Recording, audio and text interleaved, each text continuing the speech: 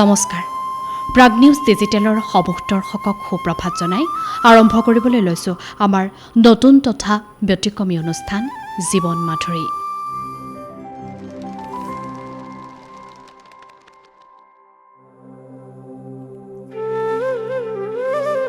শ্ৰীমদ ভাগৱত গীতাত মহাভাৰত যুদ্ধৰ সময়ত শ্ৰীকৃষ্ণই অৰ্জুনক দিয়া শিক্ষাৰ বৰ্ণনা কৰা হৈছে। গীতা আটাইতকৈ প্ৰভাৱশালী গ্ৰন্থ। ভাগৱতক ভগৱানৰ গীত বুলিয়ে কোৱা হয়। গীতাৰ অমূল্য কথাই মানুহক জীৱন যাপনৰ সঠিক পথ দেখুৱায়।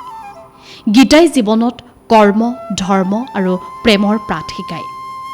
গীতা জীৱনৰ এক সম্পূৰ্ণ দৰ্শন আৰু ইয়াক অনুসৰণ কৰা ব্যক্তিগৰাকী শ্ৰেষ্ঠ। গীতা অনুসৰণ কৰা ব্যক্তিজনে জীৱনত কেতিয়াও হতাশ নহয়। গীতাত শ্ৰীকৃষ্ণই ভৱিষ্যত সম্পৰ্কে বহু গুৰুত্বপূৰ্ণ কথা কৈছে। আচলতে জীৱন কি? শ্ৰীকৃষ্ণই গীতাত কৈছে যে ভৱিষ্যতৰ আন এটা নাম হৈছে সংগ্ৰাম। যদি আপোনাৰ কোনো এটা ইচ্ছা পূৰণ নহয়, তেন্তে সেই ইচ্ছা পূৰণ কৰিবলৈ আপুনি ভৱিষ্যতৰ পৰিকল্পনা কৰিবলৈ আৰম্ভ কৰে। হয়তো বহুতেই কল্পনা কৰে যে ভৱিষ্যতে তেওঁৰ ইচ্ছা পূৰণ হ'ব, কিন্তু জীৱনটো ভৱিষ্যতৰ নহয়, অতীতৰো নহয়। সেয়েহে পাহৰি নাযাব যে বৰ্তমান মুহূৰ্তৰ অভিজ্ঞতাহে প্ৰকৃত জীৱন। বৰ্তমান মুহূৰ্তৰ অভিজ্ঞতাই জীৱন বুলি উল্লেখ কৰিছে ভগৱান শ্ৰীকৃষ্ণই। দ্বিতীয়তে, গীতাত শ্ৰীকৃষ্ণই মানৱ ধ্বংসৰ 5টা কাৰণ দাঙি ধৰিছে। গীতাত লিখা আছে যে যদি কোনো ব্যক্তিক অত্যাধিক টোপনি, খং, ভয়, ভাগৰ আৰু কাম পিছুৱাই দিয়াৰ অভ্যাস থাকে, তেন্তে সেই ব্যক্তিজন নষ্ট হোৱাটো প্ৰায় নিশ্চিত।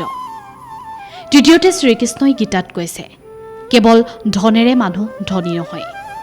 প্ৰকৃত ধনী হ'ল সেইগৰাকী ব্যক্তি যিজনৰ ভাল চিন্তা, মধুৰ আচৰণ আৰু সুন্দৰ চিন্তা থাকে। চতুৰ্থতে, শ্ৰীকৃষ্ণই কৈছে যে মানুহে কোনো কাৰণতে সাহস হেৰুৱাব নালাগে। আপোনাৰ ভাল দিন নাহে যেতিয়ালৈকে আপোনাৰ চিন্তাসমূহ ভাল নহয়। পঞ্চমতে, গীতাত লিখা আছে যে অত্যাধিক সুখী বা বেছি দুখী হ'লে কেতিয়াও কোনো সিদ্ধান্ত গ্ৰহণ কৰিব নালাগে, কাৰণ এই দুয়োটা পৰিস্থিতি আপোনাক সঠিক সিদ্ধান্ত ল'বলৈ অনুমতি নিদিয়ে। গতিকে অত্যাধিক সুখ বা দুখত আপুনি যিকোনো সিদ্ধান্ত গ্ৰহণ নকৰিব। শেষত আৰু ষষ্ঠত গীতাত কৈছে যদি আপুনি নিজকে সলনি কৰাৰ ক্ষমতা নাই, অৰ্থাৎ যদি আপোনাৰ নিজকে সলনি কৰাৰ ক্ষমতা নাই, তেন্তে ঈশ্বৰক বা ভাগ্যক দোষাৰোপ কৰাৰ অধিকাৰ আপোনাৰ নাই। প্ৰতিজন পুৰুষে নিজৰ ভয়ক নিজৰ সাহসলৈ ৰূপান্তৰিত কৰা উচিত। তেতিয়াহে তেওঁৰ প্ৰগতিৰ পথত আগবাঢ়িব পাৰিব। নিশ্চয়কৈ আপোনাৰ জীৱনটোৰ সন্দৰ্ভত বা জীৱনটো সুন্দৰ ৰূপত সজাই তুলিবলৈ গীতাই বহুসমূহ বাণী আমাক দি গৈছে। গতিকে নিয়মিতভাৱে গীতা অধ্যয়ন কৰক আৰু জীৱনটো সফল কৰি তোলক। আপোনাৰ দিনটো আৰু জীৱনটো জীপাল কৰি তোলাৰ উদ্দেশ্যেৰে প্ৰাগ নিউজ ডিজিটেলে হাতত লৈছে এই ব্যতিক্ৰমী অনুষ্ঠান জীৱন মাধুৰী। গতিকে প্ৰতিদিনে পুৱা 7:30 বজাত প্ৰাগ নিউজ ডিজিটেলত চাবলৈ নাপাহৰিব আমাৰ অনন্য অনুষ্ঠান জীৱন মাধুৰী। জীৱন মাধুৰী উপভোগ কৰক আৰু আপোনাৰ দিনটো আধ্যাত্মিকভাৱেৰে জীপাল কৰি তোলক।